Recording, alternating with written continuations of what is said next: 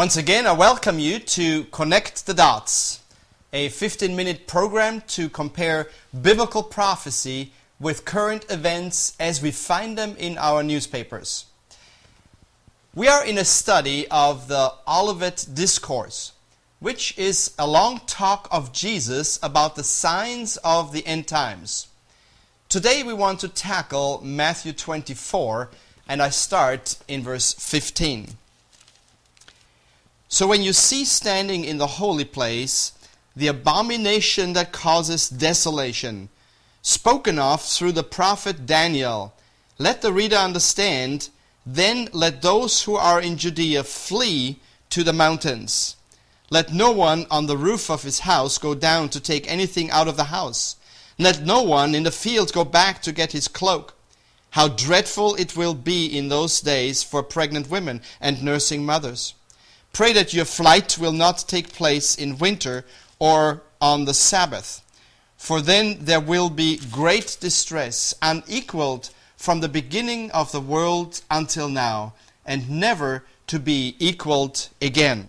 At a first glimpse, we might say, what is Jesus talking about? The hint is given in verse 15, spoken by Daniel the prophet. Jesus is telling us that Daniel the prophet has mentioned this abomination of desolation. So let's go to the book of Daniel and find this mysterious reference. We find it in Daniel chapter 11, verse 29.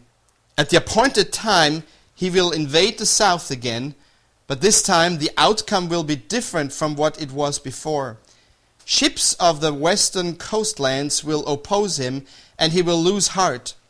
Then he will turn back and vent his fury against the holy covenant. He will return and show favor to those who forsake the holy covenant. His armed forces will rise up to desecrate the temple fortress and will abolish the daily sacrifice. Then they will set up the abomination that causes desolation.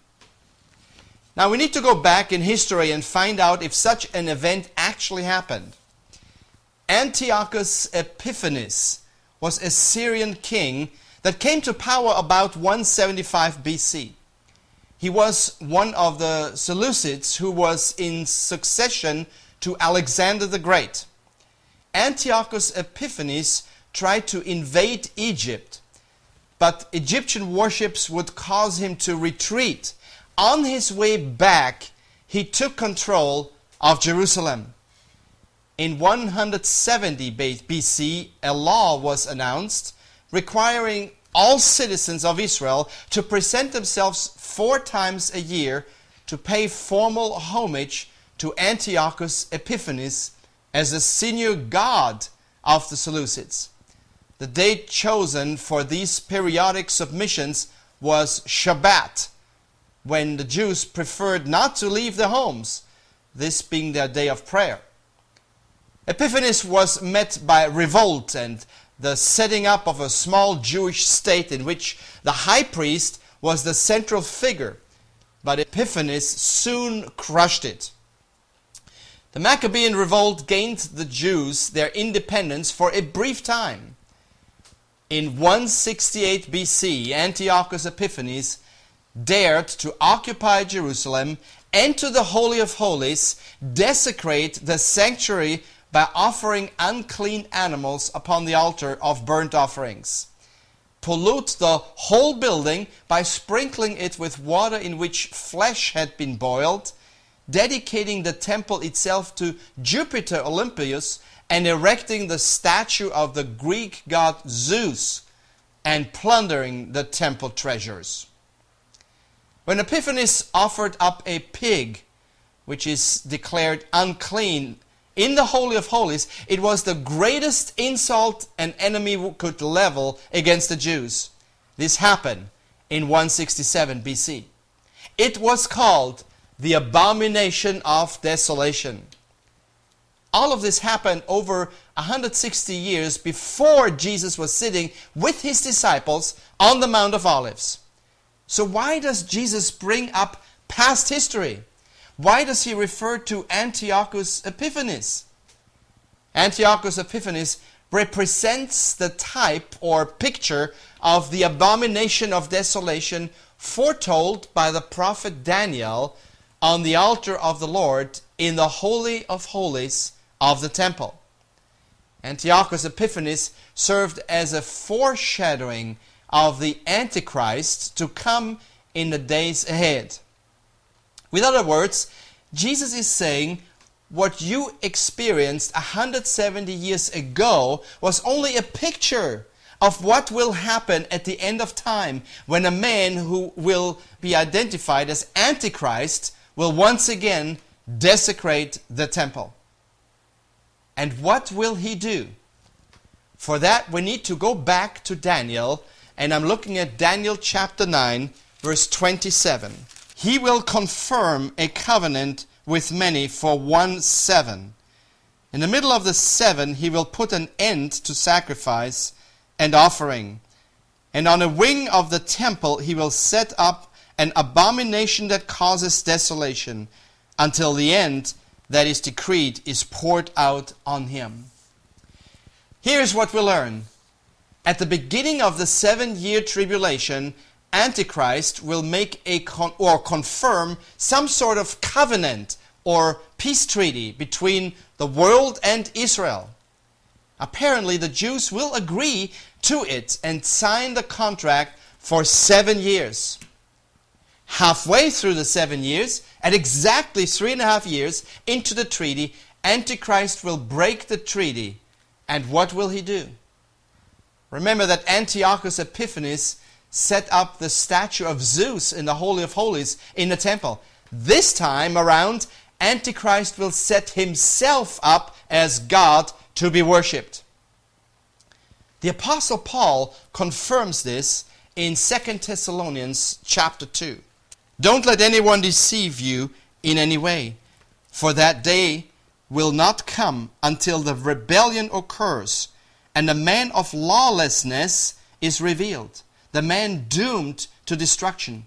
He will oppose and will exalt himself over everything that is called God or is worshipped, so that he sets himself up in God's temple, proclaiming himself to be God. The man of lawlessness is just another name of Antichrist. He will set himself up in the temple to be worshipped as God. In order for these prophecies to come true, not only will the Jews have to be in their own country, Israel, this prophecy came into fulfillment in June 1948. But also it means that the temple has to be in place on the Temple Mount before the halfway point of the 7 years of tribulation is reached. Because that is the point at which Antichrist will set himself up as God in the temple. Antiochus Epiphanes was a real ruler in the year 168 BC when he ruled with an iron fist in Jerusalem. He was a foreshadow of Antichrist, who will be a real ruler in the 7 years of tribulation. The Bible uses different names for Antichrist. Here is a list of some of them. He is called the little horn in Daniel chapter 7, verse 8. While I was thinking about the horns, there before me was another horn, a little horn, which came up among them, and 3 of the first horns were uprooted before it. This horn had eyes like the eyes of a man, and a mouth that spoke boastfully. Daniel called the Antichrist a little horn, in contrast to the 10 horns that represent 10 powerful world leaders. The little horn will take over the world. He will be a powerful speaker. We can rally the peoples of who can rally the peoples of the world under him, just as Hitler did with Germany. He's also called a stern-faced king in Daniel chapter 8, verse 23 through 25. In the later part of their reign, when rebels have become completely wicked, a stern-faced king, a master of intrigue, will arise. He will become very strong, but not by his own power. He will cause astounding devastation and will succeed in whatever he does. He will destroy the mighty man and the holy people. He will cause deceit to prosper, and he will consider himself superior when they feel secure. He will destroy many and take his stand against the Prince of Princes. Yet he will be destroyed, but not by human power. Again, I'm reminded of a stern face like Hitler. Antichrist will be a master of deception. He will be strong, enabled by Satan, and will trick the Israelites into a false peace treaty. He's also called a prince or a ruler in Daniel 9, verse 26. After the 62 sevens, the anointed one will be cut off and will have nothing. The people of the ruler who will come will destroy the city and the sanctuary. Here we are told that Antichrist's army will destroy Jerusalem and the temple as things draw to an end. Like a flood tells us he will come that's fast and furious. He's also called a king in Daniel 11 verse 36. The king will do as he pleases. He will exalt and magnify himself above every god and will say unheard of things against the God of gods. He will be successful until the time of wrath is completed, for what has been determined must take place. Antichrist will disregard God and his commandments, and he will be in charge of the earth until the wrath of God, which is the 7 years, have come to an end. Fifthly, he's also called the man of lawlessness. We find that in the New Testament in 2 Thessalonians 2, a verse I already read, but let me read it again. I start with verse 1. Concerning the coming of our Lord Jesus Christ and our being gathered to him, we ask you, brothers, not to become easily unsettled or alarmed by some prophecy, report, or letter supposed to have come from us, saying that the day of the Lord has already come. Don't let anyone deceive you in any way, for that day will not come until the rebellion occurs and the man of lawlessness is revealed, the man doomed to destruction. He will oppose and will exalt himself. As I've mentioned before, the man of lawlessness will demand worship of himself. He will declare himself to be God. And sixthly, he is also called the beast. I'm going to the book of Revelation, chapter 13, verse 1 and 2. And I saw a beast coming out of the sea. He had 10 horns and 7 heads, with 10 crowns on his horns, and on each head a blasphemous name. The beast I saw resembled a leopard, but had feet like those of a bear, and a mouth like that of a lion. The dragon gave the beast his power, and his throne, and great authority. The beast was given power by the dragon. The dragon is Satan. He will empower Antichrist to do all kinds of miracles, to trick the nations of the world into believing that he is either sent by God or God himself. I believe that this man is already alive and living somewhere in the world today. At the right time, he will step forward and promise a desperate world answers. But do you know that the spirit of Antichrist is already at work in this world? For that, I want to go to 1 John chapter 4, verse 3. It says, "But every spirit that does not acknowledge Jesus is not from God. This is the spirit of Antichrist, which you have heard is already in the world." The spirit of Antichrist has been at work for a while. As we get closer to his appearance, that spirit is getting stronger and stronger. Wickedness has taken over more and more. Ungodliness is visible everywhere.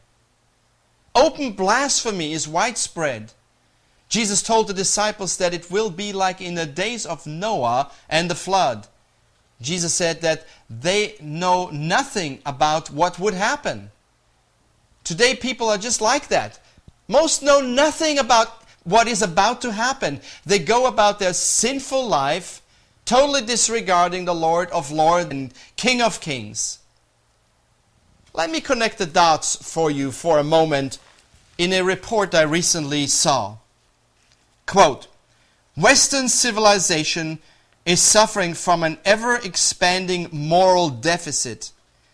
We will never be able to fix all the other problems that afflict our nation until we first close this gap. History has shown that a moral or religious code is necessary for the long-term survival of culture or civilization. The Roman Empire fell because it lost its moral compass. The European Union framers rejected a biblical approach to its moral code. They made no mention of God or the Christian heritage in their constitution. Because of the absence of divine morality, the EU is now collapsing under the weight of monetary corruption and a public that sees the government as its own sugar daddy. There was once a time when alcohol, divorce, and school abuse were the hot topics for any debate on ethics. Today, if a politician talked about moral issues, he would be labeled as a right-wing extremist. The focus of our political leaders is now almost exclusively on financial or foreign policy issues. The problem is no better in our Christian media. There are 4 major Christian satellite networks in this nation. As I click through them, I quickly notice that their most popular subject today is you. They talk about getting your miracle, feeling better about yourself, and making the best of your life. Yet when I flip through the Bible and I find a remedy for sin to be its most common subject of discussion. End of quote. I want to encourage you, learn as much as possible about the return of the Lord. We are close. Will He find you faithful? I trust He will. If you have any comments or questions, write to me at Lambs TV, P.O. Box 405, Sebring, Florida 33871. Until next week, Lord bless.